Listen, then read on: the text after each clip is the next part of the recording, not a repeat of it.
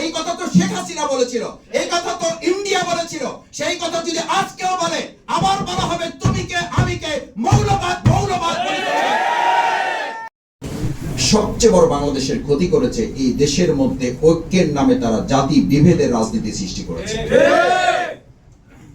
আজকে 2024-এ এসেও আমরা খেয়াল করি সেই 71-এর অর্জিত স্বাধীনতাকে যেন অর্থবহ করা না যায়, তার ধারাবাহিকতায় 2024-এর অর্জিত এই নতুন বাংলাদেশের নতুন স্বাধীনতাকেও যাতে অর্থবহ করা না যায়, তার জন্য কেউ কেউ এখনো ঠিক ফেসিবাদের সুরে তাদের প্রতিধ্বনি তাদের বক্তব্যের মধ্যে এখনো খুঁজে পাওয়া যায়।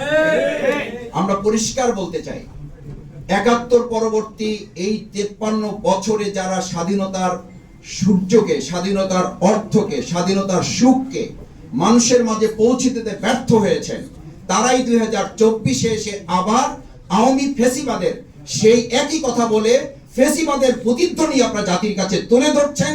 ফেসিবাদের উত্তরসূরি হিসেবে জাতি আবার তাদেরকে চিহ্নিত করতে বাধ্য হবে।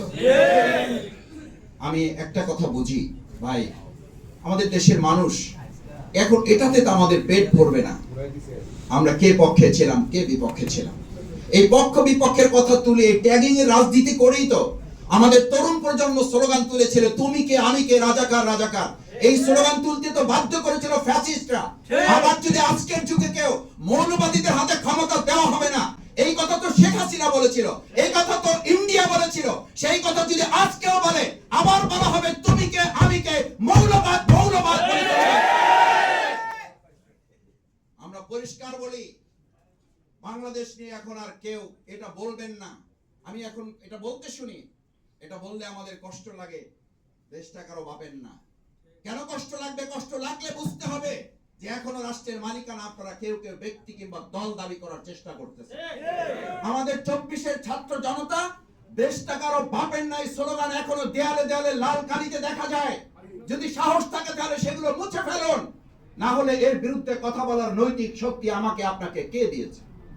আমি আজকে এই কথা এই জন্য বলছি ভাইয়েরা, 2024-এর জুলাই আগস্টের গণ অভ্যুত্থান পরবর্তী আমরা সেই 71-এর পরেও দেখেছি আমাদের মুক্তিযোদ্ধা, তাদের সন্তান, তাদের মেয়েকে লাঞ্ছিত করা হয়েছিল, তাদের বাড়িঘর দখল করা হয়েছিল। ঠিক একইভাবে 24-এ এই জুলাই আগস্টের গণ অভ্যুত্থানের পর এখন হান্নান মাসুদকে কেন আক্রান্ত করা হবে? কেন আমাদের শহীদ পরিবারের সন্তান তার মেয়েকে পটুয়াখালী কবর জিয়ারত করার মতো একটা স্পর্শকাতর জায়গায় কেন আমাদের মেয়েকে লাঞ্ছিত করে তার ইজ্জতহানি করা হবে? কে করেছে, কারা করেছে, চিহ্নিত করে তাদের গ্রেফতারের ব্যবস্থা করতে হবে। এগুলো 71-এর সেই পরবর্তী চেতনা, দৃষ্টিভঙ্গি, একই পরিকল্পনার একই ছকে যারা হাঁটছেন, মানুষ এখন কথা বলতে শুরু করেছে যেই লাউ সেই কদু। মানুষ এখন কথা বলতে শুরু করেছে 71 সাল পরবর্তী বাংলাদেশের অর্থবহ স্বাধীনতা দেওয়ার পরিবর্তে স্বাধীনতাটাকে ব্যক্তি, দল এবং পরিবারের কুক্ষিগত একটা সম্পত্তিতে আপনারা কেউ কেউ পরিণত করার চেষ্টা করেছিলেন। আজও আমরা লক্ষ্য করছি, শ্রমিক সংগঠনের একজনের বক্তৃতা শুনে তো আমি অবাক হয়েছি। আমি রাস্তারও নিরাপদ চাই, আমি সাদাবাজির নিরাপত্তা চাই। কি অদ্ভুত কথা! আমি জানি না সেই দল তাকে বহিষ্কার করা কেন। সেই দল তো বহিষ্কার করার কথা না, সেই দল তো ওই লোককে প্রশাসনের হাতে তুলে দিয়ে তাকে গ্রেফতার এবং আইনের আওতায় নিয়ে আসার উদ্যোগ তাদের গ্রহণ করার কথা ছিল।